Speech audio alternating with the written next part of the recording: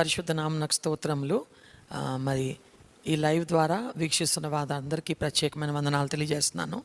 ముఖ్యంగా గత 28 రోజులుగా ఉపవాసం ఉండి 29వ రోజు ఉపవాసంలోకి ప్రవేశించిన నా కుమారుడు అంకిత్ స్టీఫెన్కి ప్రత్యేకమైన ఆశీర్వాదాలు, దీవెనలు.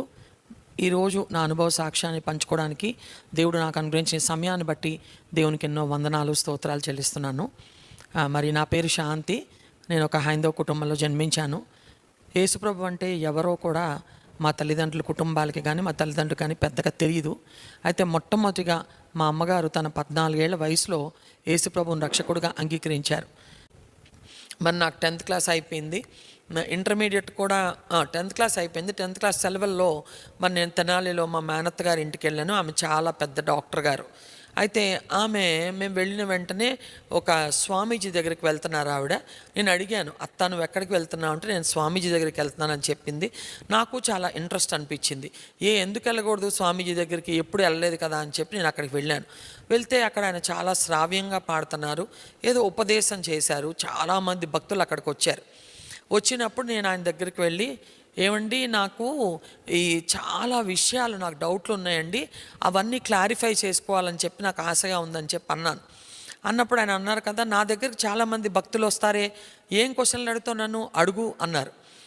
నేను క్వశ్చన్లు అడగడానికి గల కారణం ఏంటంటే, మరి నేను వివిధ మత గ్రంథాలు లేకపోతే వివిధ మతానికి సంబంధించిన కథారూపమైన పుస్తకాలు మా నాన్నగారు ఇంగ్లీష్లో రాసినవి మాకు తీసుకొచ్చి ఇచ్చేవారు.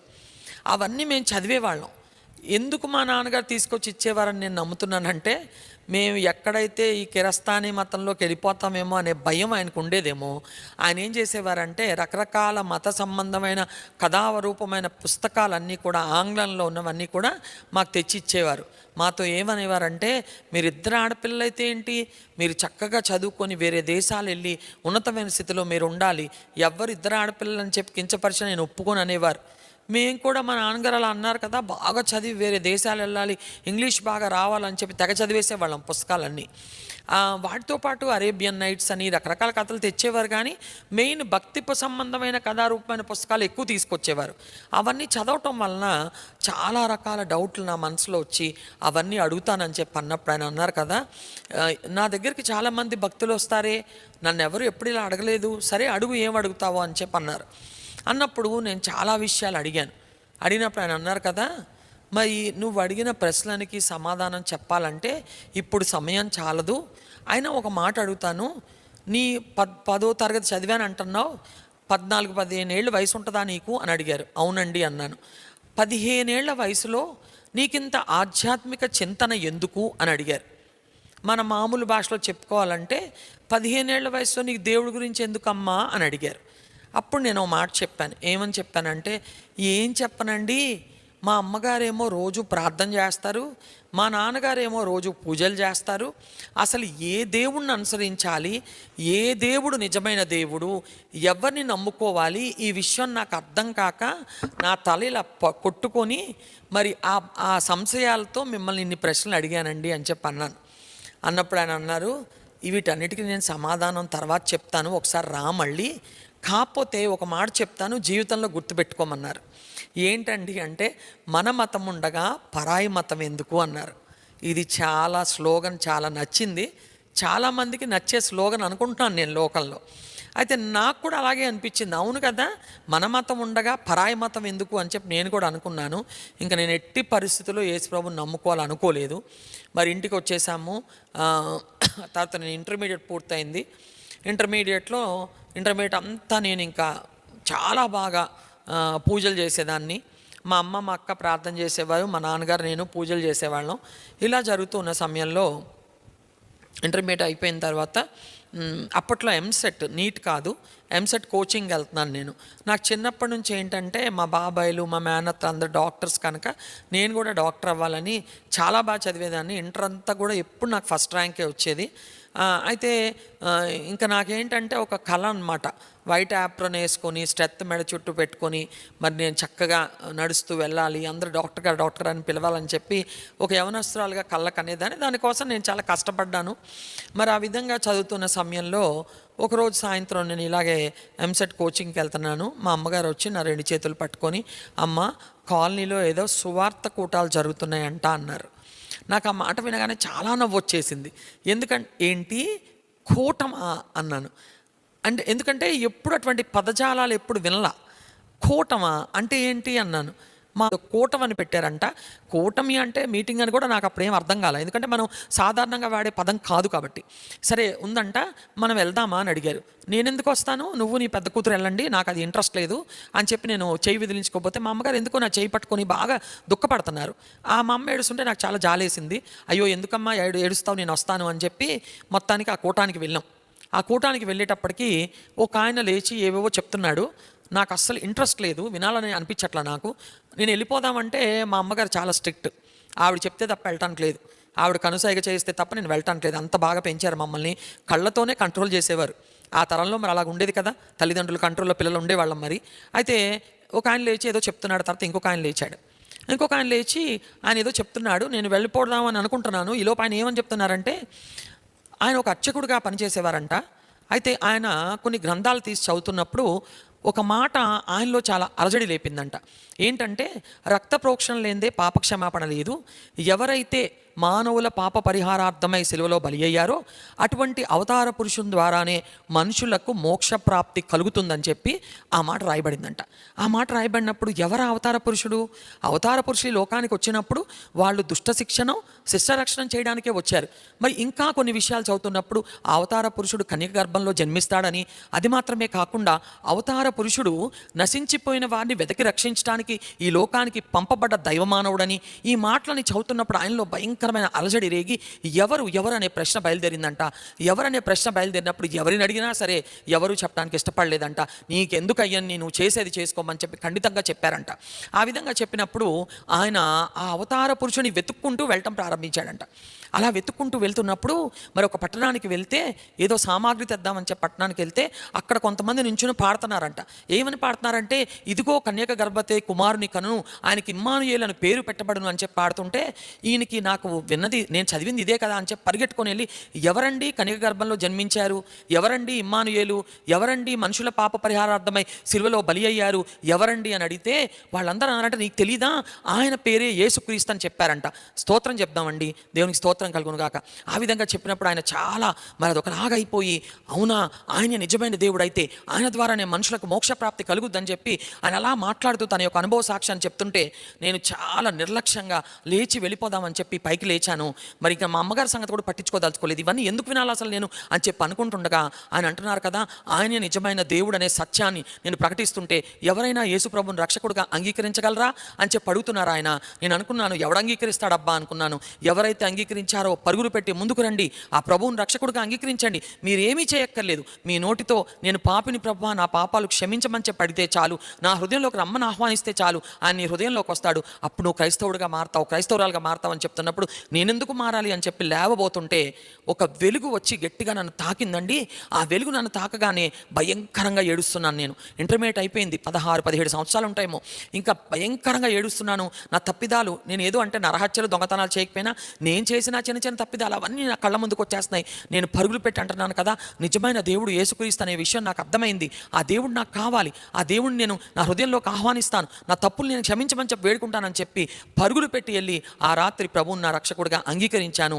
ఎప్పుడైతే నేను నా నోటితో ప్రభువుని ఆయన ఒప్పుకున్నానో, ఎప్పుడైతే నా పాపాలు క్షమించమని చెప్పి బహిరంగంగా ప్రభువుని నేను అంగీకరించానో, ప్రభు నా హృదయంలోకి వచ్చాడు, నా జీవితంలోకి వచ్చాడు, నేను రక్షణ పొందుకున్నాను. దేవునికి స్తోత్రం కలుగును గాక. ఆ విధంగా మరి నేను దేవుణ్ణి నమ్ముకున్నాను, దైవ మార్గంలోకి వచ్చాను. మరి ఆ విధంగా వచ్చిన తర్వాత మా అక్క మా అమ్మగారు చాలా ఏడుస్తున్నారు. నువ్వు దేవుడిని తెలుసుకోవాలని చెప్పి మేము అనుకున్నాము, మా ప్రార్థన దేవుడు విన్నాడని చెప్పి. ముగ్గురం ఆ మీటింగ్ అయిపోయిన తర్వాత, ఇప్పుడు కూటం అంటే ఏంటో తెలిసింది. ఆ మీటింగ్ అయిపోయిన తర్వాత మేము ముగ్గురం ఇంటికి బయలుదేరాం. ఇంటికి బయలుదేరుతూ ఉంటే సడన్గా నేను అన్నాను కదా, నేను ఇప్పుడు దేవుణ్ణి నమ్ముకున్నాను, నేను ఇప్పుడు క్రిస్టియన్ అన్నాను. అయితే మా అమ్మగారు నా వైపు చూస్తూ, అయితే ఏంటి ఇప్పుడు అన్నారు. ఏంటంటే క్రిస్టియన్ అంటే ఖచ్చితంగా చర్చికి వెళ్ళాలి అన్నాను.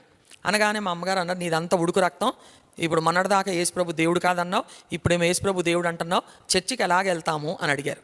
అప్పుడు నేనేమన్నానంటే, ఎందుకు వెళ్ళలేము, చర్చికి వెళ్దాం అన్నాను. మీ నాన్నగారికి ఇష్టం లేదు కదా చర్చికి ఎలా వెళ్తామంటే, నేనేం చెప్పానంటే, చెప్పాను కదా మీకు, మా నాన్నగారు సాలార్జంగ్ మ్యూజియంలో క్లాస్ 1 ఆఫీసర్గా పనిచేసేవారు. ఆయనకి మరి శుక్రవారం సెలవు, ఆదివారం ఆయనకు ఆఫీస్ ఉంటుంది. ఎందుకంటే సందర్శకుల కోసం సాలార్జంగ్ మ్యూజియం ఆదివారం తెరిచి ఉంటుంది కనుక ఆ రోజు మరి ఆయన ఆఫీస్కి వెళ్ళిపోతారు. నేనేమన్నానంటే, మనం ఎప్పుడు ఎక్కడికి వెళ్ళం కనుక నాన్నగారు మీరు ఎక్కడికైనా వెళ్ళారా అని అడగరు. అడిగితేనే కదా మరి మనకి అసలు ప్రాబ్లము, ఆయన అడగరు కనుక మనం అబద్ధం ఆడినట్టు కాదు. నాన్నగారు 9 గంటలకు ఆఫీస్కి బయలుదేరి వెళ్ళిపోగానే 10ంటికి మనం చర్చికి వెళ్ళిపోదాం అన్నాను. ఈ మాట మా అక్కకి మా అమ్మగారికి చాలా చాలా నచ్చేసింది. బయట వింటూ ఉంటాం కదా, ఐడియా ఏం చేస్తుంది అంటే జీవితాన్ని మార్చేస్తుంది. కానీ నాకు ఇవ్వబడిన ఐడియా నా బుర్రకి ఎలా తట్టిందో కానీ పరిశుద్ధాత్ముడే ఐడియా నాలో పెట్టాడని చెప్పి నిశ్చయంగా నమ్ముతాను. ఎప్పుడైతే ఆ మాట చెప్పానో వాళ్ళకి చాలా నచ్చింది. ఆ ఆదివారం నుండి మేము చర్చికి వెళ్ళటం మొదలుపెట్టాం. మేము చర్చికి వెళ్ళిన తర్వాత విపరీతమైన సంతోషం. మరి ఎలాంటి సంతోషం అంటే, మరి రాస్తాడు కదా, నీ వాక్యం తేనె కంటే జుంటి తేనె దారుల కంటే మధురమైందని రాశాడే దావీదు భక్తుడు. మరి నిజంగా ఆ వాక్యం వింటుంటే మాకు ఎంత సంతోషంగా ఉండేదంటే, ఎంత తృప్తిగా ఉండేదంటే చెప్పలేను నేను. మరి ఆ దేవుని యొక్క ప్రేమని వివరిస్తూ ఉంటే మా హృదయాలు పొంగిపోయాయి. ఈ లోపుగా నాకు ఎంసెట్లో మరి 588 ర్యాంక్ వచ్చింది. నాకు ఓపెన్ కాంపిటీషన్లో సీట్ వచ్చింది. మా అక్కకి ఎంఏ ఇంగ్లీష్ ఉస్మానియా యూనివర్సిటీలో ర్యాంక్ వచ్చింది, తనకి సీట్ వచ్చింది. మేమిద్దరం చదువులతో బిజీ అయిపోయాం. కానీ మాకు చదువుల కన్నా కూడా ఎక్కువగా మేము దేవుడితో గడపడానికి ఇష్టపడేవాళ్ళం. కాలేజ్కి వెళ్ళి మా అక్క యూనివర్సిటీకి వెళ్ళి వచ్చేది, నేను మెడికల్ కాలేజ్కి వెళ్ళి వచ్చేదాన్ని. ఏం జరిగేదంటే, వచ్చిన తర్వాత మేము ఎక్కువ ప్రార్థన చేసేవాళ్ళం. ప్రార్థన ఎలాగంటే గంటల తరబడి ప్రార్థన చేసేవాళ్ళం. నాకు ఎప్పుడు కాంపిటేటివ్ స్పిరిట్ అంటే అంటే ఇతరులు నాకన్నా ముందు దాటి వెళ్ళిపోకూడదు అని చెప్పి అటువంటి విధానం నాలో ఉండేదన్నమాట. ఇప్పటికీ ఉంది అది. అయితే నేను ఏమనేదానంటే, మా అక్క నువ్వు ఎంతసేపు ప్రార్థన చేసావు అనేదాన్ని. మా అక్క అనేది నీకెందుకు అన్నప్పుడు, కాదు నాకు తెలియాలి ఎంతసేపు చేసావు. ఒకవేళ ఆ అమ్మాయి 3 గంటలు అందనుకోండి, అలారం పెట్టుకొని 3 గంటల 5 నిమిషాలు ప్రార్థన చేసేదాన్ని. నువ్వు ఎన్ని అధ్యాయాలు చదివావు, నీకెందుకు అమ్మాయి ఎన్ని అధ్యాయాలు చదివితే, కాదు నాకు తెలియాలి అని చెప్పి ఒకవేళ అమ్మాయి 20 అధ్యాయాలు చదివితే 20 అధ్యాయాలు ఒక వచనం అన్నా ఎక్కువ చదివేదాన్ని. ఈ విధంగా పోటీగా ప్రార్థన చేసుకుంటూ బైబిల్ చదువుకుంటూ ఆత్మీయంగా ఎదుగుతూ ఉన్నాం మేము. అయితే మేము వెళ్ళిన సంఘంలో మమ్మల్ని చాలా ప్రేమించేవారు, వాక్యం బాగుండేది. కాకపోతే ఏంటంటే ఆ దైవజనులు చాలా పెద్ద అంతర్జాతీయ సువార్థికులు. ఆయన ఎక్కువగా మందిరంలో ఉండేవారు కాదు, వేరే పాస్టర్స్ పెట్టేవారు. అయితే ఒకరోజు ఏమైందంటే, మా అక్క చాలా భక్తిపరురాలు, వాక్యం బాగా చదువుతూ ఉండేది ఎప్పుడు నాకన్నా ఎక్కువగా. చెప్పాలంటే నేను పోటీ కోసం చదివేదాన్ని, మా అక్క భక్తితో చదివేది, ఉన్నమాట చెప్పాలి కదా. అయితే ఆ విధంగా చదువుతూ మరి మా అక్క ఒకరోజు నేను కాలేజ్ నుంచి రాగానే నా దగ్గరికి వచ్చి అంది కదా, శాంతి నాకు ఒక డౌట్ వచ్చింది బైబిల్లో అంది. నేను అన్నాను, బైబిల్లో కూడా డౌట్స్ వస్తాయా అన్నాను. కాదు ఇది చాలా జెన్యూన్ డౌట్, నాకు డౌట్ వచ్చింది ఎందుకు అంది. ఏంటి అన్నాను. అంటే అప్పుడు ఆ అమ్మాయి అంది కదా, మరి యేసుప్రభు ప్రేమమయుడు అని చెప్తారు కదా, మరి అంజూరపు చెట్టును చూసి ఎందుకు ప్రభు శపించాడు, ఆయన శాపాలు పెట్టకూడదు కదా అని చెప్పి అడిగింది. అంటే నాకు కూడా చాలా అవును నిజమే కదా, యేసుప్రభు మరి ప్రేమమయుడు అంటారు కదా, ఎందుకు శపించాడు, ఫలాలు లేకపోతే శపించాలా, ఆయన శాపాలు పెట్టవేంటి అని చెప్పి నాకు కూడా అనిపించింది. సరే ఇద్దరం కలిసి ఒక పాస్టర్ గారి దగ్గరికి వెళ్ళాం. ఆ పాస్టర్ గారి దగ్గరికి వెళ్ళి ఇలాగే, మీరు నమ్మరు, అమాయకంగా నిజంగా మాకు తెలియకే మేమేమని అడిగామంటే, పాస్టర్ గారు యేసుప్రభు ప్రేమమయుడు అంటారు కదా, మరి శాపాలు పెట్టొచ్చా, అంజూరపు చెట్టును చూసి యేసుప్రభు వారు ఎందుకు శపించారు అని చెప్పి అడిగాం. అడిగితే ఆయన కాసేపు ఆలోచించి అన్నారు కదా, అయినా మీరు ఏందమ్మా దేవుని చిత్తాన్ని మీరు ప్రశ్నించకూడదు అన్నాడు. అనేటప్పటికీ మనమేం దేవుని చిత్తాన్ని ప్రశ్నిస్తున్నాం, అక్కడ రాసిన దానికి ఏంటి వివరణ అని చెప్పి అడిగాం, అంతే కదా అనుకున్నాం మేమిద్దరం. నేను చాలా కొంచెం ఫాస్ట్ పర్సన్, నేను వస్తూ అన్నాను కదా మా అక్కతో, ఈ పాస్టర్ గారికి ఏం తెలియదే బాబు, అందుకనే నన్ను చెప్పాడు అన్నాను. అమ్మో పాస్టర్లు అలా అనకూడదండి మా అక్క.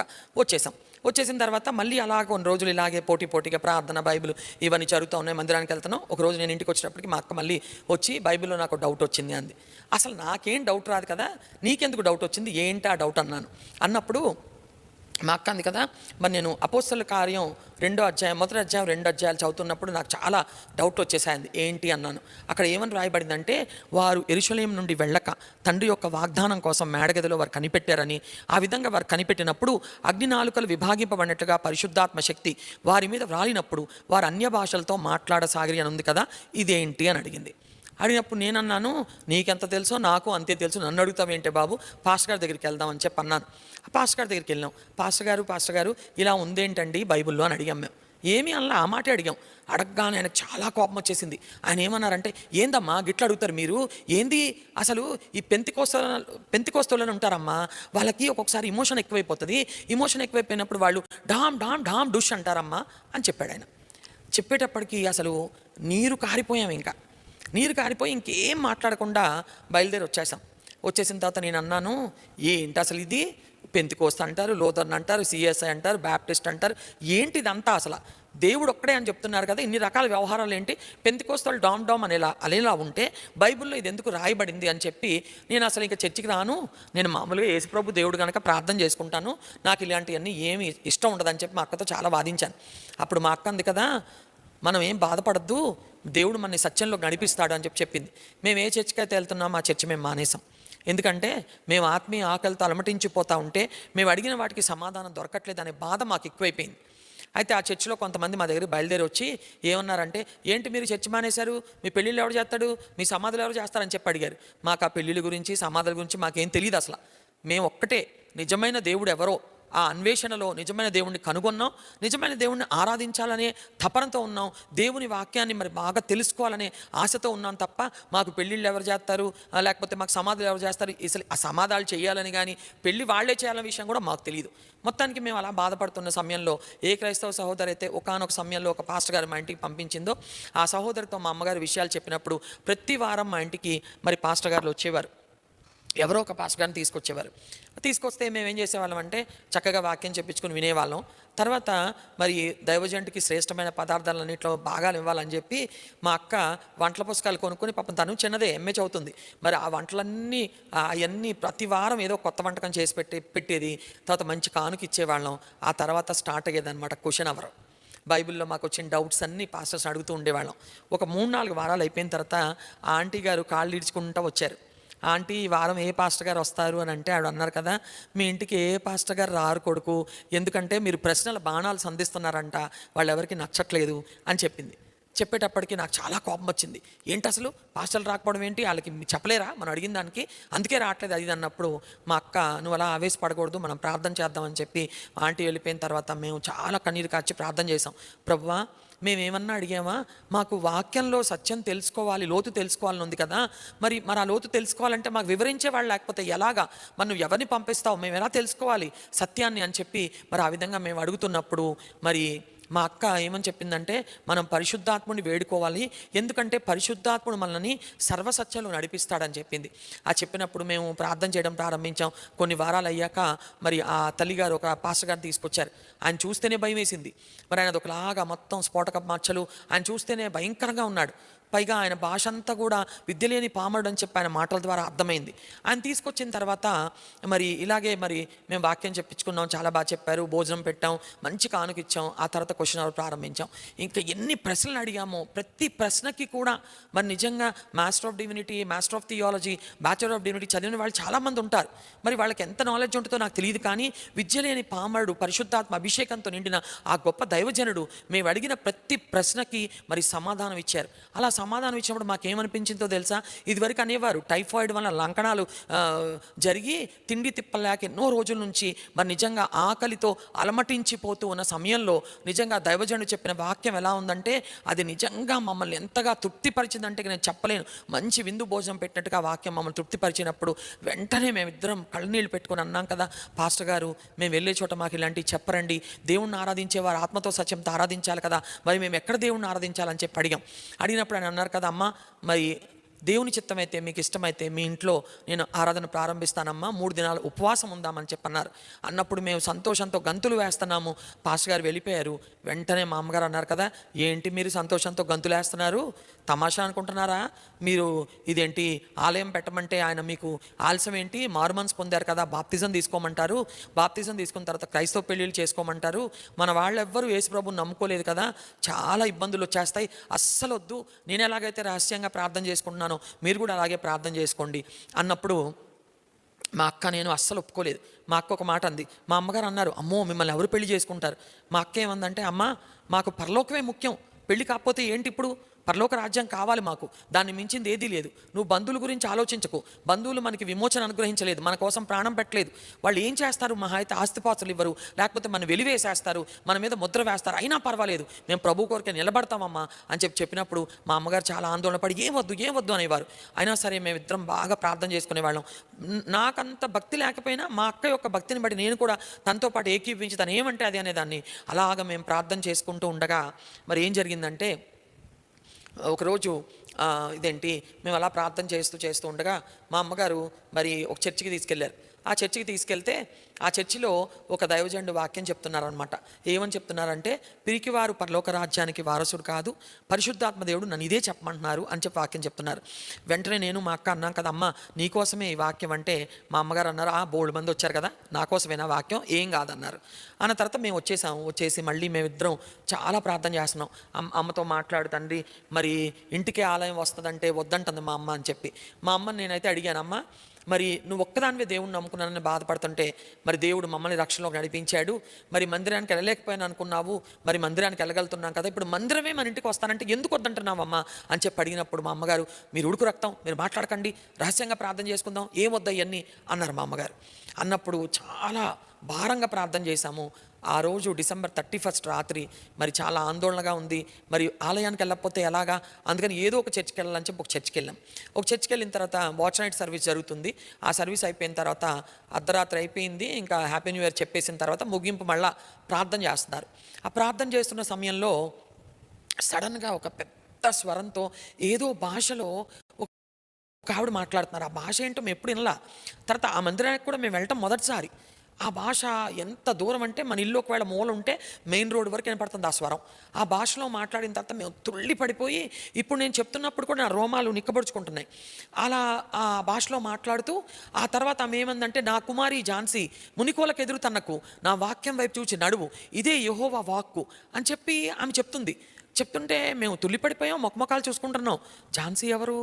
మా అమ్మ పేరు ఝాన్సీ ఎవరు అని చెప్పి మేము చూసుకుంటుంటే ఇంకా మాకేం అర్థం కాల. మా అమ్మ చాలా నీరు కారినట్టు అయిపోయిన తర్వాత ఇంకా ప్రార్థన అయిపోయింది, లేచి బయటకు వస్తుంటే మా అమ్మగారు అన్నారు, నాతోనే దేవుడు మాట్లాడారు, ఉపవాసం ఉందాం, ప్రార్థన చేద్దామమ్మా, మన ఇంట్లో ఆలయం ప్రారంభించుకుందాం అన్నారు. ఎంత సంతోషించామంటే ఇక చెప్పలేమన్నమాట. ఇంకా యెషయా అంటాడు కదా, ధాన్య ద్రాక్షారసములు విస్తరించిన నాటి సంతోషం కంటే ఎక్కువైన సంతోషం అని ప్రభువారి జన్మం గురించి చెప్పాడే, అలాంటి సంతోషం మాకు కలిగిందనమాట. అలా చెప్పిన తర్వాత మేము ఇంకా 3 దినాలు ఉపవాసం ఉన్నాం. పాస్టర్ గారు వచ్చాక మా అమ్మగారు ముందుగానే చెప్పారు కదా, ఆయన అడిగారు, అమ్మ మీరు అందరూ మారుమనసు పొందారు కదా, బాప్తిజం పొందడానికి ఆలస్యం ఎందుకు అన్నారు. అందుకని బాప్తిజం డేట్ కూడా సిద్ధమైపోయింది. ఈ లోపుగా నేను ఒకరోజు మెడికల్ కాలేజ్కి వెళ్ళి వచ్చేటప్పటికి మా అక్క మా అమ్మ ఇద్దరు కూడా బొట్టు తీసేశారు. ఎవరైనా క్రైస్తవేతరులు ఒకవేళ ఈ ఛానల్ని చూస్తుంటే మీకు అభ్యంతరం అయితే చూడకండి, ఎందుకంటే నేను యేసుప్రభు నమ్ముకున్నాను కనుక ఖచ్చితంగా సత్యాన్ని బోధిస్తాను. ఎవరికి ఇష్టం ఉన్నా లేకపోయినా నేను ఇవి చెప్పాలి. అయితే బొట్టు తీసేశారు వాళ్ళిద్దరు. నేను ఇంటికి వచ్చి అడిగాను, ఏంటి ఇలా ఉన్నారు మీరు బోడి బొమ్మల్లాగా అన్నాను నేను. అన్నగానే మా అమ్మగారు అన్నారు కదా, నేను ఇవాళ ఒక చర్చికి వెళ్ళాను, ఆ పాస్టమ్ గారు నన్ను అడిగారు, అమ్మ మీరు హిందువులా అని అడిగితే నేను లేదండి నేను దేవుణ్ణి నమ్ముకున్నానని చెప్పాను. అప్పుడు ఆవిడ నన్ను మాట అన్నారు, అలాగా అమ్మా, అంటే మీరు హిందువుల్లో నటిస్తున్నారు, చర్చికి వచ్చి క్రైస్తవులు నటిస్తున్నారు, ఎవరిని మోసం చేస్తున్నారమ్మా, లోకాన్ని మోసం చేస్తున్నారా, దేవుణ్ణి మోసం చేస్తున్నారా అని అడిగిందంట ఆవిడ. ఈ మాట మా అమ్మ ఇంటికి వచ్చి మా అక్కతో చెప్పగానే మా అక్క వెంటనే బొట్టు తీసేసింది. మా అక్క బొట్టు తీసేస్తే 21 సంవత్సరాల యవనస్తురాలు, వివాహం కాలేదు, భవిష్యత్తు ఏంటో భయం లేకుండా దేవుడి మీద అచంచలమైన విశ్వాసంతో అంత పౌరుషంగా తీసేస్తే నేనెందుకు తీయకూడదని చెప్పి మా అమ్మగారు కూడా బొట్టు తీస్తారంట. ఈ మాటలు వినగానే నేను తీసి పాడేశాను, ఎందుకంటే దేవుడి కంటే నాకు ఏది ఎక్కువ అనిపించాలి ఆ సమయంలో. ఈ సమయంలో కూడా అలాగే ఉంటాను నేను. తీసి పాడేసిన తర్వాత బాప్తిజాలు తీసుకున్నాం. మా ఇంట్లో ఆరాధన ప్రారంభమైంది. ఈ లోపుగా ఒక అద్భుతమైన కార్యం ఏంటంటే, మా నాన్నగారు కూడా యేసుప్రభుని నమ్ముకున్నారు. అది చెప్పబడుతుంది, దేవుని చిత్తమైతే మరి నేను చెప్తాను. మొత్తానికి మేము నలుగురం యేసుప్రభుని నమ్ముకున్న తర్వాత మరి ఇంకా వివాహాల విషయం వచ్చేటప్పటికి చాలా ఇబ్బంది. ఎందుకంటే మరి ఎవరిని వివాహం చేసుకోవాలి ఏంటి, యేసుప్రభుని నమ్ముకున్న వాళ్ళనే చేసుకోవాలని తీర్మానం చేసుకున్నాం. అయితే యేసుప్రభుని నమ్ముకున్న వాళ్ళకి మన సమాజం చాలా భయంకరంగా ఆనాటికి ఈనాటికి కూడా ఉంది. మనకి మతపరమైన విభేదాలు, కులపరమైన విభేదాలు, ఇవన్నీ కూడా సమాజం నిండిపోయి సమాజం అంతా కుళ్ళిపోతుంది. మరి ఇట్లా మేము ప్రభువుని నమ్ముకున్నప్పుడు ఏ కులంలో వాళ్ళు చేసుకోవాలి, ఏ మతంలో వాళ్ళు చేసుకోవాలి, పెద్ద క్వశ్చన్ మార్క్ అది. ఈ విధంగా జరుగుతున్న సమయంలో మేమిద్దరం ఒక మాట చెప్పాం. మేమేమన్నామంటే, మేము యేసుప్రభుని నమ్ముకున్న వాళ్ళని చేసుకుంటాం, ఒకవేళ అలాంటి వాళ్ళు దొరకకపోతే మేము పెళ్లి చేసుకోమని చెప్పేసాం. చెప్తే మొత్తానికి ఇలా జరుగుతున్న సమయంలో మా బంధువుల్లో ఒకరు గుజరాత్లో ఆ అబ్బాయికి 7 గోల్డ్ మెడల్స్ అంట, వాళ్ళు సంబంధం తీసుకొని వచ్చినప్పుడు మరి మా అమ్మగారు చాలా భయపడిపోయారు. మా అమ్మగారు చాలా భయపడిపోయి ఏం చెప్పాలో అర్థం కావట్లేదు అంటే నేను ఏం చెప్పానంటే, ఏం చెప్పను అన్నారు మా అమ్మగారు. ఏం చెప్తావు, మా పిల్లలు యేసుప్రభుని నమ్ముకున్నారు, బాప్తిజం పొందారు, బొట్టు పెట్టుకోరు, దేవుణ్ణి నమ్ముకున్న వాళ్ళని చెప్తారు. సత్యం చెప్పడానికి అసలు మనకు భయం ఎందుకు? ఎవరికి భయపడాలి? మనం జీవంగల దేవుడికి మాత్రమే మనం భయపడాలి. చెప్పేయాలాగే అన్నాను నేను. అన్నప్పుడు నేను చెప్పినంత పౌరుషంగా మరి మా అమ్మగారు చెప్పలేదు, కానీ చాలా సాఫ్ట్గా చెప్పారు. అయ్యా, మరి మా పిల్లలు ఇలాగా బాప్తిజాలు తీసుకున్నారు, మేము ప్రభువుని నమ్ముకున్నామంటే ఆయనకు చాలా కోపం వచ్చేసింది. ఒక వరలో 2 కత్తులు ఇముడతాయా? మా వాడు పొద్దున్న లేస్తే వేరే విధానంలో ఉంటాడు, మరి మీ పిల్లలు ప్రార్థన చేయడం ఏంటి, అసలు ఇదేంటి మీకు పిచ్చి అని చెప్పి ఆయన గుజరాత్ నుంచి వచ్చిన ఆయన చాలా కోపంగా వెళ్ళిపోయాడు. ఆయన వెళ్ళిపోయి మా నాన్నగారు చాలా గొప్ప వ్యక్తి, ఎన్నో యూనివర్సిటీస్, ఎన్నో రోడ్స్ అవి కట్టిన, రోడ్స్ అండ్ బిల్డింగ్స్లో చాలా పెద్ద ఇంజనీర్ ఆయన దగ్గరికి వెళ్ళి చెప్పారు. ఏమని చెప్పారంటే, మీ పెద్ద కొడుకు, మీ పెద్ద కోళ్ళు, పిల్లలందరూ కూడా మతంలో దిగిపోయారు, పూర్తిగా చెడిపోయారు, ఇంకా వాళ్ళని బాగు చేసే వాళ్ళు ఎవ్వరూ లేరు, వాళ్ళకి ఎప్పటికీ ఇంకా పెళ్ళిళ్ళు కావని చెప్పి ఒక తీర్మానం చెప్పేసి వెళ్ళిపోయారు. వెళ్ళిపోతే మా తాతయ్య గారు చాలా గొప్ప వ్యక్తి. ఆయన 92 ఏళ్ళ వయసు వరకు కూడా షేక్స్పియర్ నావల్స్ చదివేవారు. ఇప్పుడు లేరులేండి, ఆయన చనిపోయారు. చాలా స్టాంచ్ ఆర్థడాక్స్ హిందూ ఆయన. కానీ ఆయన ఉత్తరాలు రాసేవారు మా డాడీకి. ఏమని రాసేవారు అంటే ఇంగ్లీష్లోనే రాసేవారు. మీకు తెలుగులో చెప్తున్నాను. 5 అడుగులు 4 అంగుళాలు ఎత్తున్న మీ అధికంగా విద్యను అభ్యసించిన మీ కూతుళ్ళు ఇద్దరు ఇప్పుడు ఎవరిని పెళ్లి చేసుకుంటారు? నా మనవరాళ్ళు పెళ్లి నేను బతికుండగా చూడగలనా అని చెప్పి ఇలా రకరకాలుగా ఉత్తరాలు రాసేవారు. రాస్తూ ఉంటే మా నాన్నగారు చాలా బాధపడిపోయేవారు, మా అమ్మగారు చాలా బాధపడిపోయేవారు. కానీ మేమిద్దరం మాత్రం ఒకే ధైర్యంతో ఉన్నాం. పరలోక రాజ్యం ఉంటే చాలు, పెళ్ళి అయితే ఏంటి, అవ్వకపోతే ఏంటి అని చెప్పి. ఇంకా మా నాన్నగారి కుటుంబం అంతా చాలా మంచివాళ్ళు, కానీ బంధువుల్లో కొంతమంది చెంచాలు ఉంటారు కదా, వాళ్ళు ఆస్తి ఇవ్వద్దండి రాఘవయ్య గారు, అలా చేయొద్దండి, ఇలా చేయొద్దండి అంటే మరి ఎవరో వచ్చి మాకు చెప్పారనమాట. పెద్ద కొడుకు ఇలా చేయడం ఏమన్నా బాగుందా, మతంలో దిగిపోవడం ఏంటి, అసలు ఆస్తులు ఇవ్వరు, అంతస్తులు ఇవ్వరు అని చెప్పినప్పుడు మేమిద్దరం ఏం చెప్పామంటే మా డాడీకి, ఆయన మరి కొత్తగా నమ్ముకున్నారు కదా, తను ప్రేమించే వారిని ప్రభు ఆస్తికర్తలుగా చేస్తాడు, ఇయ్యకపోతే ఏమైంది, నేను డాక్టర్ని కదా, కష్టపడి సంపాదిస్తాను, అక్కడ కూడా నేనే చూసుకుంటాను, కావాలంటే లెక్చరర్ జాబ్ చేస్తుంది, కానీ దేవుణ్ణి మాత్రం విడిచిపెట్టం అని చెప్పి ఆ విధంగా చెప్పాం. చెప్తే మొత్తానికి దేవుని కృపను బట్టి ఈ లోపుగా మా బంధువులు లెక్కలేస్తున్నారు. ఏంటంటే మా అక్క వయసు 24 వచ్చేసాయి, ఇంకొచ్చే సంవత్సరం 25 వచ్చేస్తుంది, ఈ పిల్లకి ఇంకా పెళ్లి కాలేదు, 21 పెళ్లి కాల, 22 పెళ్లి కాల, 23 ఏంటండి వీళ్ళు ఇలా పెళ్లి కాలేదని చెప్పి బాధపడాల్సింది మేము కదా, వాళ్ళు బాధపడుతున్నారు. వాళ్ళు అలా బాధపడుతూ ఉన్న సమయంలో దేవుడు ఒక అద్భుతం చేశాడు. మరి ఒక మంచి సంబంధం, ఒక మా దానిలోనే సీనియర్ డాక్టర్ ఒక అమ్మాయి మా అక్క కోసం ఒక మంచి సంబంధం తీసుకొస్తే మరి ఇప్పుడంటే మా బావగారు, అప్పుడు ఆయన డాక్టర్ ఎండిఎస్ చేశారు, ఆయన ఆ సంబంధం తీసుకొని వచ్చింది, మంచి కుటుంబం, మంచి సంబంధం అని చెప్పినప్పుడు మేము ధైర్యం చేసాం. మా అమ్మగారు మా నాన్నగారు కొంచెం అన్నిటికీ భయపడేవారు. ఏమనంటే, అమ్మో క్రిస్టియన్ మ్యారేజ్ కదా, అందరూ యాక్సెప్ట్ చేస్తారో లేదో, ఎలా చేద్దాం అంటే మేమిద్దరం అనేవారం, ఎలా చేయడం ఏంటి, ప్రార్థన చేసుకుని చేసేయడమే అంటే ప్రతిదానికి భయపడేవారు. తాతయ్య గారు ఏమనుకుంటారో, ఆయన పేరు వేయొచ్చో లేదో, ఆయన పేరు వేయకపోతే ఏమంటారో, ఆయన పేరు వేస్తే ఏమంటారో, ఎవ్వరు చెప్పేవాళ్ళు లేరు. ఇంకా మాకు మేమే ప్రార్థన చేసుకుని మొత్తానికి సిద్ధపడిపోయాం వివాహానికి. మొట్టమొదటి క్రైస్తవ వివాహం మా కుటుంబాల్లో. అయితే మరి నేను చెప్పాను కదా, బంధువులందరూ మంచి వాళ్ళే, కానీ వాళ్ళ దగ్గరికి కార్డ్స్ పట్టుకెళ్ళినప్పుడు అందరూ ఆ కార్డు తీసుకున్నప్పుడు మా నాన్నగారు చెప్పారు. ఎలా పెట్టారంటే, మొఖాలందరూ పెళ్లి కార్డు చూసినప్పుడు ఉన్న సంతోషం కన్నా సమాధి కార్యక్రమానికి మనం పిలిచినప్పుడు లేకపోతే దినం కార్డు వస్తుంది కదా, ఆ దినం కార్డు వచ్చినప్పుడు వాళ్ళు ఎంత బాధగా పెడతారో ముఖం, అలా ఒక్కొక్కళ్ళు అబ్బాయి ఏంటి ఎంత పని చేశావు, నువ్వు దిగావు, మతంలో పిల్లల్ని కూడా దింపావేంటి అని ప్రతి ఒక్కళ్ళు సంతోషం వ్యక్తం చేయడానికి బదులుగా విచారం వ్యక్తం చేశారంట. దేవునికి స్తోత్రం కలుగును గాక. అందరూ పాపం చాలా బాధపడిపోయారు. వీళ్ళకి ఏదో పిచ్చి పట్టింది, హైదరాబాద్లో ఇంత చదువులు చదివి వీళ్ళు ఎందుకు ఇలా మతంలో దిగిపోయారని చెప్పి. కానీ వాళ్ళకి అర్థం కాని విషయం ఏంటంటే, జిగటగల దొంగ ఊబిలో నుండి, నాశనకరమైన గుంటల నుండి దేవుడు మమ్మల్ని పైకి లేవనెత్తి మా పాదాలు బండపై నిలిపి మమ్మల్ని స్థిరపరిచాడు, మా కోసం పరలోక రాజ్యాన్ని నిశ్చయంగా సిద్ధపరిచి ఉంచాడు, గొప్ప రక్షణ భాగ్యం మాకు ఇచ్చాడు. కానీ వాళ్ళకి అది అర్థం కాదు కదా, వాళ్ళందరూ చాలా బాధపడిపోయారు. మొట్టమొదటి క్రైస్తవ వివాహం. మరి ఎవ్వరు కూడా హైదరాబాదు రావడానికి కానీ, లేకపోతే ఆ వివాహానికి ఎలా సిద్ధపడుతున్నారని కానీ, ఏమన్నా హెల్ప్ చేయాలని కానీ ఎవ్వరు మమ్మల్ని అడగలేదంటే వాళ్ళు బాధపడుతున్నారు. వాళ్ళకి ప్రేమ లేదని నేను అన్ను, కానీ వాళ్ళందరూ అభ్యంతర పడుతున్నారు, బాధపడుతున్నారు. సహకరించాలని చెప్పి కూడా బహుశా ఎవరు అనుకోలేదు. కనీసం మా అమ్మమ్మ వైపు, అంటే సాధారణంగా మదర్ సైడ్ కొంచెం లీనియంట్గా ఉంటారు కదా, వాళ్ళెవ్వరు కూడా మరి అదేంటి, ఏమన్నా సాయం కావాలా, ఏమన్నా కొనడానికి ఏమన్నా రావాలా, లేకపోతే డబ్బులు కావాలా అన్న వాళ్ళు ఎవరు లేరు. మేము నలుగురం, మాతో పాటు ప్రభు, అంతే. అయితే మొత్తానికి ఆ వివాహానికి బయలుదేరి వెళ్తున్నాం హైదరాబాద్ నుంచి.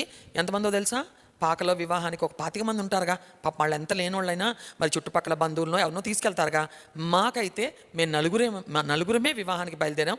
మాతో పాటు 10,000 మంది కంటే శ్రేష్ఠమైన ప్రభు బయలుదేరారు. స్తోత్రం చెప్దామా, హల్లెలూయా. అయితే ఆ విధంగా బయలుదేరినప్పుడు తీరా అక్కడికి వెళ్ళిపోయాం. మేము ఎప్పుడు క్రైస్తవ వివాహం చూడలేదు.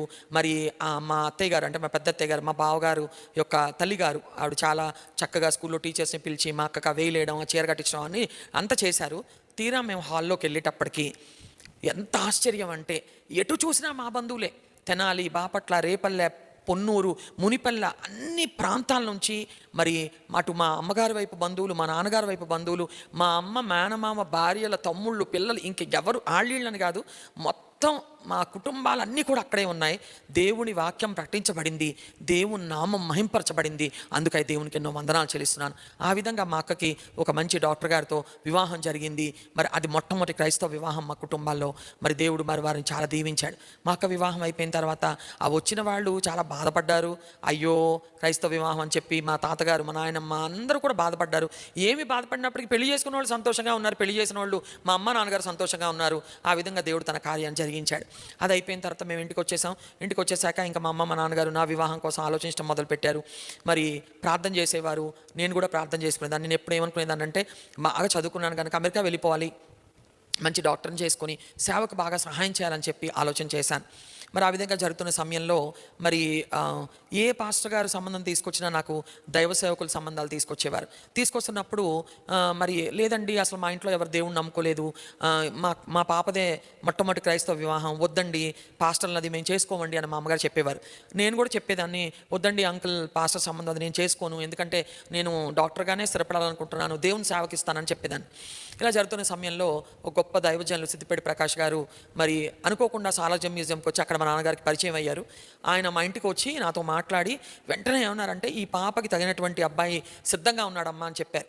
అమెరికాలో చదువుకున్నాడు అన్నప్పుడు మా అమ్మగారు డాక్టర్ ఏమో అని చెప్పి చాలా సరదా పడిపోయారు.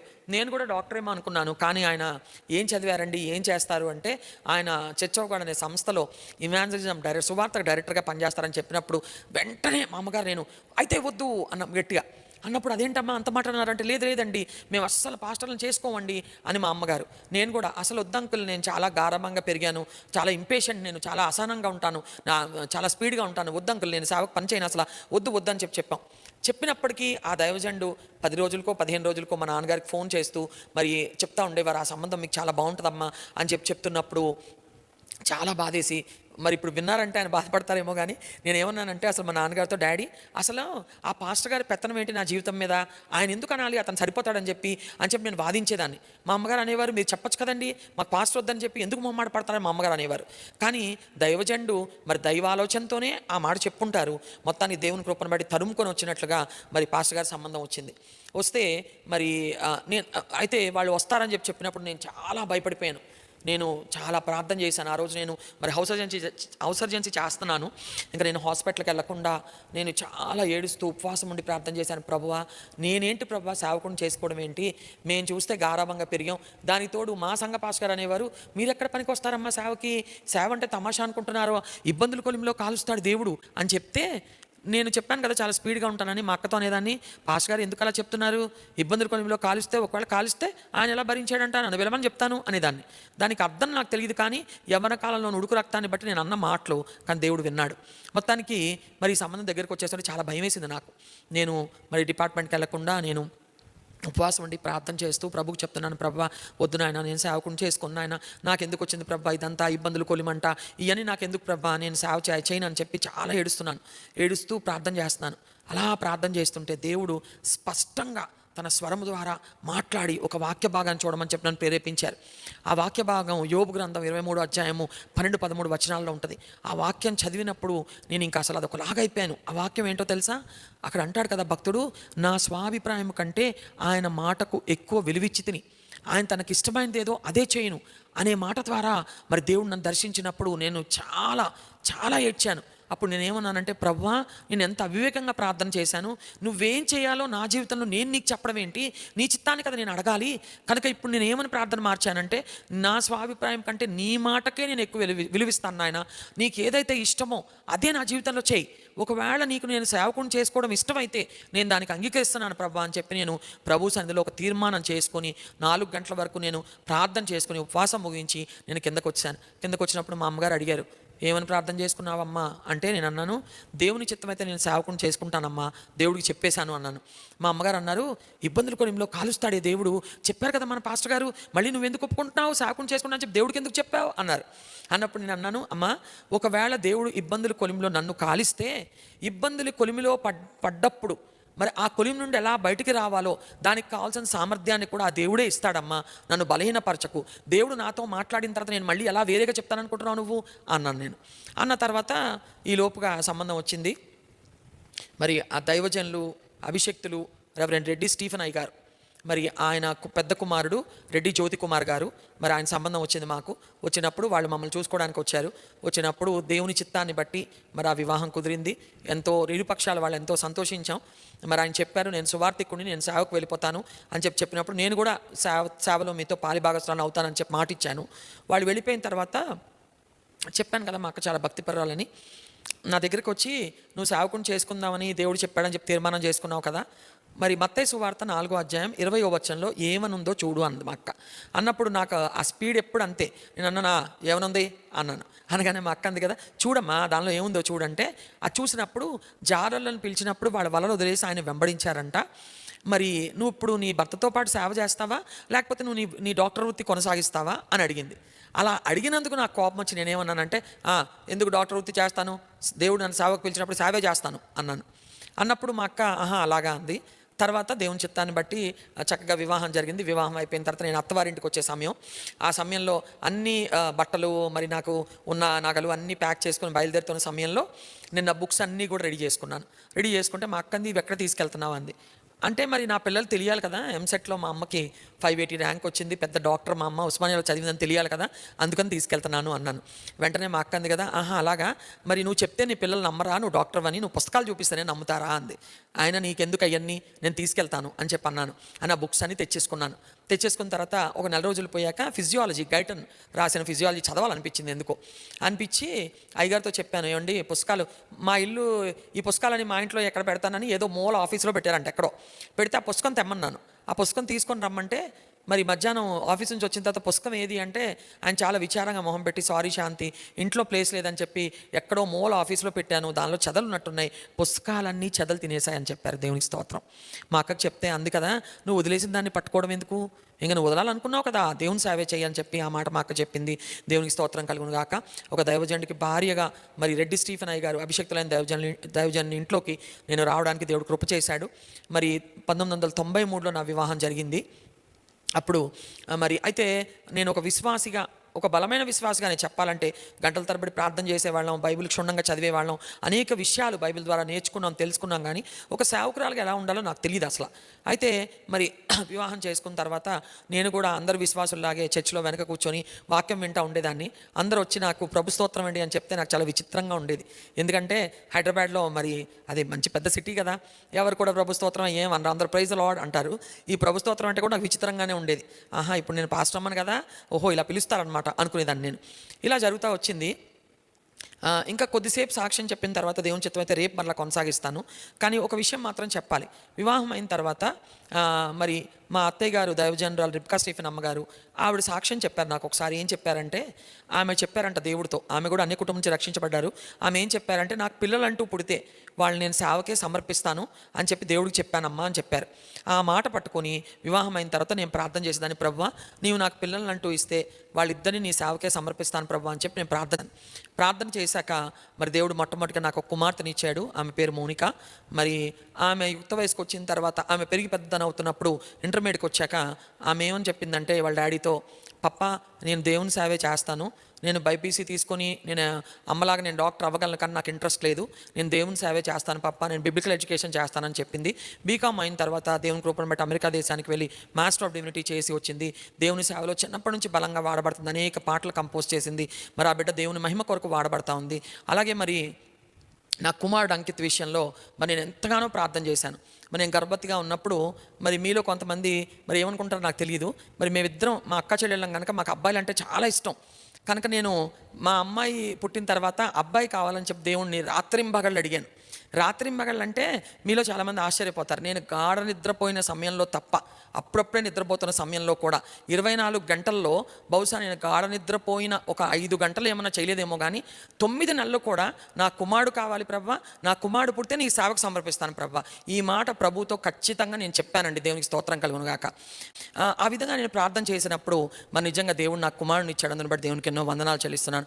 ఆ బిడ్డని చర్చ్ ఆఫ్ గాడ్ సభల్లో 8వ రోజు తీసుకొని వెళ్ళి మరి ఆ బిడ్డకు పేరు పెట్టించాలని చెప్పి తల్లిగా నేను ఎంతో ఆశపడ్డాను. దైవజనులు మా అత్తగారు మామగారితో చెప్పాను, ఈ బిడ్డకు పేరు పెట్టాలి అని చెప్పినప్పుడు పేరు పెడతా ఉన్నారు. కానీ నాకేంటంటే ఏ పేరు పెడతారు? మోడర్న్ పేరు పెడతారా? ఫ్యాషనబుల్ పేరు పెడతారా? బైబిల్లో పేరే పెట్టాలి కానీ మరి ఆ పేరు చాలా బాగుండాలి అని చెప్పి ఇలాగా అస్తమానం వెళ్ళి అడిగేదాన్ని. అత్తయ్య గారు ఏ పేరు పెడతారండి అని 10 సార్లు అడిగితే ఆవిడ అన్నారు కదా, ఓ పని చెయ్యమ్మ పోని నువ్వే పెట్టేసుకో అన్నారు. అలా కాదు అని చెప్పి దేవుణ్ణి అడిగేదాన్ని. చాలా మంచి పేరు ఉండాలి ప్రభా నా కొడుక్కి, ఆ పేరుకు తగ్గట్టుగా నా బిడ్డ జీవించాలి ప్రభా అని చెప్పి ప్రభు సంధిలో గోజాడేదాన్ని, ఏడ్చేదాన్ని. సరే 8వ రోజు పేరు పెట్టే సమయంలో నేను అనుకుంటున్నాను, బాబాయ్ ఏం పేరు పెడతారు అనుకుంటుంటే మా దైవజనరాలు మా అత్తయ్య గారు మా బాబుని పట్టుకొని ప్రార్థన చేసి ఆ బాబుకి అంకిత్ స్టీఫెన్ అని పెట్టారు. ఆ విధంగా మరి ఆ బిడ్డకి ఉగ్గు పాలతోనే నేను దేవుడి గురించి చెప్తూ ఉండేదాన్ని. నిజంగా వాడు కడుపులో ఉన్నప్పుడు దేవుడి గురించి చెప్పేదాన్ని. బాబు నువ్వు తప్పకుండా కుమారుడివే పుడతావు, నువ్వు బయటకు వచ్చాక నువ్వు దేవుని సేవ చేయాలి అంటే కొంతమందికి ఇది వెటకారంగా ఉంటుంది, కానీ ఇది నిజం చెప్పడానికి ఏంటంటే భయం. నేను చెప్పాను, గర్భంలో నా బిడ్డ ఉండగానే నువ్వు సేవ చేయాలని చెప్పాను. వాడు పెరిగి పెద్దవాడు అవుతున్నప్పుడు కూడా ఉగ్గు పాలతో నా పిల్లలిద్దరికి మీరు సేవే చేయాలి. నేను డాక్టర్ చదువుకుని ఏం చేస్తున్నాను? లోకంలో ఎన్నో ప్రొఫెషన్స్ ఉన్నాయి. లోకం కోసం పనిచేసే వాళ్ళ తలాంతులు కలిగిన వాళ్ళు చాలామంది ఉన్నారు, కానీ దేవుని కోసం పనిచేసే వాళ్ళు చాలా తక్కువ మంది ఉంటారు. ఆత్మల రక్షణార్థమైన భారం కలిగిన వారు చాలా తక్కువ మంది ఉంటారు. దేవుని వాక్యంలో ప్రభు వారు చెప్తున్నారు, కోత విస్తారంగా ఉంది, పనివారు తక్కువగా ఉన్నారని చెప్తున్నారు. అదేంటి కిటికీకి ఉన్నాయిగా మిషనరీ సంస్థలు అంటే? కాదు, దేవుని కొరకు మరి ఆకలి కొని దాహం కొని ఆత్మలు సంపాదించాలనే దాహం కలిగిన వాళ్ళు తక్కువ మంది ఉన్నారు. దేవుని పని కోసం పనివారు కావాలి కనుక మీరు దేవుని పనే చేయాలి. మరి ఇంకా నేను ఏమని ప్రార్థన చేశాను, వాళ్ళకి ఆ మాట చెప్పేదాన్ని. ఇంకా ఏమని ప్రార్థన చేశానంటే, ప్రభువా ఎజ్రా నెహెమ్యా కాలంలో ఎలాగైతే దేవుని ప్రజలు దేవుని వైపు తిప్పడానికి వారు సాధనాలుగా వాడబడ్డారో నా పిల్లలు అలా వాడబడాలి ప్రభా అని చెప్పి దేవుని సంధిలో కన్నీరు కార్చి ప్రార్థన చేసేదాన్ని. దైవజనులు నా భర్త గారు అభిషక్తులు బిషప్ జ్యోతి కుమార్ గారు ఎంతో భక్తిపరుడు, ఆయన ఎంతో ప్రార్థనాపరుడు. నిజంగా మేము ఈ స్థితిలో ఉన్నామంటే మా అత్తమామలు మా తల్లిదండ్రులే కాక ముఖ్యంగా దైవజనులు అభిషక్తులైన నా భర్త గారు బిషప్ జ్యోతి కుమార్ గారు, ఆయన మాదిరికరమైన జీవితం, ఆయన ప్రార్థన, ఆ విధానం అంతా చూసినప్పుడు మా పిల్లలు నిజంగా వాళ్ళు సేవే చేయాలనుకున్నారు. అందుని బట్టి దేవునికి ఎన్నో వందనాలు చెల్లిస్తున్నాను. కానీ బాబు పిల్లలిద్దరు చాలా టాలెంటెడ్. కానీ పెరిగి పెద్దవాడు అవుతున్నప్పుడు అంకిత్ నాతో అనేవాడు, అమ్మా నువ్వు ప్రార్థించిన విధంగా నువ్వు అడిగిన విధంగా సేవే చేస్తాను, కానీ దానికంటే ముందు నేను నేషనల్ జియోగ్రాఫిక్ ఛానల్లో పని చేస్తానమ్మా, ఆ పని చేశాక సేవకు వస్తాను అనేవాడు. ఎందుకు అనేదాన్ని నేను. అప్పుడు అనేవాడు, నేషనల్ జియోగ్రాఫిక్ ఛానల్లో పనిచేస్తే నాకున్న ప్యాషన్ అంతా తీరుతుంది, అది మాత్రమే కాకుండా నీకు తెలుసా ఎంత డబ్బు వస్తుందో, ఆ డబ్బు కావాలంటే నువ్వు సేవలో వాడుకునేదానివి. నేను అనేదాన్ని, ఒరే 60 కోట్లు కాదురా 600 కోట్లు వచ్చినా సరే వద్దు, రూపాయి రాకపోయినా పర్వాలేదు, కానీ నువ్వు సంపాదించకపోయినా పర్లేదు, కానీ నువ్వు టాలెంట్లో ఏం వద్దు, నువ్వు దేవుని సేవే చేయాలని చెప్పేదాన్ని. అయినా సరే వాడు వెటకారంగా నవ్వుతూ ఉండేవాడు. మరి కానీ దేవుడి ప్రణాళిక నా బిడ్డల పట్ల ఉంది. తల్లిదండ్రులుగా మేము చేసిన ప్రార్థన దేవుడికి వాళ్ళ పట్ల ప్రణాళికను బట్టి వాళ్ళు ఈరోజు సేవకు వచ్చారు. దేవునికి స్తోత్రం కలుగును గాక. చిన్న వయసులోనే నా కుమారుడు దేవుని మహిమ కొరకు వాడబడుతున్నాడు. అందుని బట్టి దేవునికి ఎన్నో వందనాలు చెల్లిస్తున్నాను. యూట్యూబ్లో పెద్దగా అలవాట్లేదు, ఎందుకంటే దేవుడు అప్పచెప్పిన పని నమ్మకంగా చేయడమే తప్ప టెక్నాలజీ వాడటం అయ్యగారికి కన్నా నాకు పెద్దగా తెలియదు. మా పిల్లలు వచ్చాకే ఇప్పుడు యూట్యూబ్లు ఇవన్నీ. కాకపోతే ఒకటి ఏంటంటే, యూట్యూబ్ చూస్తున్నప్పుడు విమర్శకులను కూడా నేను చూస్తున్నాను. అది చూస్తున్నప్పుడు నాకు చాలా నవ్వు వస్తూ ఉంటుంది. ఎందుకంటే అంకిత్ స్టీఫెన్ రెడ్డి అనేది ఇంటి పేరు. For your kind information. మీరు అందరూ ఎంత బాధపడినా, ఎన్ని వెటకారాలు చేసినా, ఎంత కామెంట్లు చేసినా ఇంటి పేరు మారదుగా, దయచేసి ఇబ్బంది పడకండి. ఈ రెడ్డి అనేది ఇంటి పేరు. ఎందుకు రెడ్డి అనేది వెనక్కి వచ్చిందంటే, అయ్యగారు రెడ్డి స్టీఫెన్ అయ్యగారు అభిషక్తులు దైవజనులు మా మావయ్య గారు అమెరికాలో చదువుకున్నారు. అప్పుడు వాళ్ళు ఏం చేసేవారంటే స్టీఫెన్ రెడ్డి అని పిలిచేవారు. అలాగ అలవాటైపోయి మా హస్బెండ్ అమెరికా వెళ్ళినప్పుడు జ్యోతి కుమార్ రెడ్డి అని వచ్చేది పేరు. ఇప్పుడు అంకిత్ కూడా అమెరికాలో చదువుకున్నాడు, అంకిత్ స్టీఫెన్ రెడ్డి అని వచ్చేది. ఆ రెడ్డి అనేది వెనక తోకలాగా వచ్చేది. కానీ నాకు శాంతి రెడ్డి అని రాదు, ఆర్ శాంతి అని వస్తుంది. నేను అమెరికాలో చదువుకోలేదండి. దీనికి కూడా పాపం చాలామంది ఇబ్బంది పడిపోయి ఏడ్ చేస్తున్నారు. దయచేసి అడవకండి, ఎందుకంటే అది మా ఇంటి పేరు. For your kind information. ఇంకోటి ఏంటంటే, ఏదో ఆకాశం నుండి ఊడిపడి ఏ కష్టం బాధ లేకుండా సేవకి రాలా, కొండ ప్రాంతాల సేవ మాకు తెలియంది కాదు. మోకాళ్ళు అరిగిపోయేలాగా ప్రార్థన అనుభవం, తర్వాత సైకిళ్ళ మీద బండ్ల మీద వెళ్ళని అనుభవం నుంచే వచ్చింది కుటుంబం, అంతేగాని ఏదో ఊడిపడిపోయి రాలేదు. తర్వాత ఇంకోటి నేను ప్రార్థన చేశాను, ప్రభువా నా బిడ్డలిద్దరూ చాలా అందంగా ఉండాలని అడిగేదాన్ని. తల్లిదండ్రులు అడగరా అండి? లోపల లేని సౌందర్యం కలిగి విద్యలోనూ సకల శాస్త్రాలను ప్రావీణ్యత కలిగిన వారని చెప్పి దానియేలు గురించి రాయబడినప్పుడు నేను అడిగాను దేవుణ్ణి, ప్రభువా నాకు అటువంటి బిడ్డలకు కావాలన్నప్పుడు అందమైన బిడ్డలు దేవుడు ఇచ్చాడు. వాళ్ళు సెలబ్రిటీలా ఉంటే మీకు బాధ ఏంటండి? అందరికీ ఫేస్ వాల్యూ ఉండదు కదా, మరి వాళ్ళకు ఉంది. దాన్ని బట్టి కూడా దేవునికి స్తోత్రం. విమర్శకులందరూ విమర్శిస్తున్నారు, మిమ్మల్ని బట్టి చాలా వందనాలు. కానీ ప్రభు అన్నారే, పాపం వాళ్ళు ఏం చేస్తున్నారో వాళ్ళకి తెలియదు కనుక ప్రభువా వాళ్ళకి క్షమించమని చెప్పి మీకోసం కూడా ప్రార్థన చేస్తున్నాను. దేవునికి స్తోత్రం. అద్భుతమైన బిడ్డలను దేవుడు నాకు ఇచ్చాడు. వాళ్ళిద్దరు సేవకు సమర్పించుకున్నారు. ఎవరెన్ని విమర్శించినా వాళ్ళు దేవుని కోసం మంట కలిగి, దాహం కలిగి, ఆత్మ లక్షణార్థమైన భారం కలిగి దేవుని కొరకు పని చేస్తున్నారు, ప్రయాసపడుతున్నారు, ఆత్మల సంపాద్యంలో ముందడుగు వేస్తున్నారు. ఇంత చిన్న వయసులో నా బిడ్డ 40 దినాలు ఉపవాసం ప్రతిష్ఠించినప్పుడు నేను చాలా సంతోషపడ్డాను. మేము ప్రోత్సహిస్తున్నాం, ప్రార్థన చేయి బాబు, ప్రార్థన ద్వారానే ఆత్మలు రక్షించబడతాయి, ప్రార్థన ద్వారానే అద్భుత కార్యాలు జరుగుతాయి, ప్రార్థన ద్వారానే స్వస్థలు జరుగుతాయి. నాన్న ఎవరు విమర్శించినా పట్టించుకోకు, ఎందుకంటే నీ వెనకాల గొప్ప ప్రార్థన గుంపు ఉంది, నీ వెనకాల నీ ప్రార్థనతో ప్రోత్సహించేవారు అనేక మంది ఉన్నారు నాన్న అని చెప్పి మా బిడ్డను ప్రోత్సహిస్తున్నాం. కనుక మరి ఆ బిడ్డ చేసే ప్రార్థన మీ అందరికీ ఎంతో దీవెనకరంగా మీ జీవితాల్లో అనేక అద్భుతాలు జరిగిస్తున్నాయని చెప్పి నిశ్చయంగా మేము నమ్ముతున్నాం. మా బిడ్డతో పాటు తల్లిదండ్రులుగా మేము కూడా ఎంతగానో ప్రార్థన చేస్తున్నాం. చక్కటి జతను ఏర్పాటు చేశాడు నా బిడ్డకి దేవుడు. మరి అందమైన మరి భక్తిపరాలైన శ్రేష్ఠ కర్మోజిని జతగా ఇచ్చాడు. ఇద్దరు కలిసి అద్భుతమైన సేవ చేస్తున్నారు. మరి వాళ్ళిద్దరిని దేవుడు ఇంకా బలంగా వాడుకోవాలని తల్లిగా నా ప్రార్థన. నా కుమార్తె మౌనిక, నల్లుడు గారు, మరి ఉజ్వల్ జేసన్ గారు గొప్ప దైవజనుడు యొక్క కుమారుడు, ఆయన కూడా గొప్ప దైవజనుడు ఉజ్వల్ జేసన్ గారు, వాళ్ళు కూడా నర్సాపూర్లో అద్భుతమైన సేవ చేస్తున్నారు. నిజంగా ఈ దేవుడిని నమ్ముకున్నందుకు, నా యవన జీవితాన్ని దేవుడికి సమర్పించుకున్నందుకు ఆయన నాకేమీ తక్కువ చేయలేదండి. ఆయన నాకు మంచి భర్తని ఇచ్చాడు, భక్తిపడు గుణవంతుడైన భర్తని, యథార్థవంతుని, గొప్ప దైవజనుడికి భర్తగా ఇచ్చాడు, అందమైన బిడ్డల్ని ఇచ్చాడు, ఐశ్వర్యాన్ని, ధనగంతల్ని ఇచ్చాడు. ముఖ్యంగా ఈ పరిశుద్ధమైన గ్రంథాన్ని నా చేతిలో పట్టుకొని అనేక ప్రాంతాలకు వెళ్ళి ఆ యేసు ప్రభువే నిజమైన దేవుడని, ఆయనే రక్షకుడని ప్రకటించే గొప్ప భాగ్యాన్ని నాకు ఇచ్చాడు. ఇంకొక విషయం ఏంటంటే పరలోకంలో నా కొరకు ఒక స్థలాన్ని సిద్ధపరిచాడు. ఇంకా అంతకంటే ఇంకా చేయగలిగిన దేవుడు ఈ లోకంలో ఎవరున్నారండి? వేల్పుల్లో ఆయన వంటి వాడు ఎవరు? ఆయనతో సమమైన వారెవరు? యేసు ప్రభువే నిజమైన దేవుడు, ఆయనే రక్షకుడు, ఆయనే అద్భుత కార్యాలు చేసేవాడు. ఈ రాత్రి నా సాక్ష్యం వింటున్న మీరు కూడా ఆ ప్రభువుని రక్షకుడుగా అంగీకరించండి, దీవించబడండి. దేవుడు ఈ సాక్ష్యం ద్వారా వీక్షిస్తున్న వారందరినీ మెండుగా దీవించుగాక. ఉపవాసం చేసి ప్రార్థిస్తున్న దైవజనుడు అంకిత్ రెడ్డిని బహుగా దీవించి ఆయన చేసే ప్రతి ప్రార్థన ద్వారా మీ అందరి జీవితాల్లో అద్భుతాలు జరిగించునుగాక. దేవునికి స్తోత్రం కలుగునుగాక. హల్లెలూయా. మీ అందరికీ వందనాలు. దేవుడు దీవించుగాక. ఆమేన్.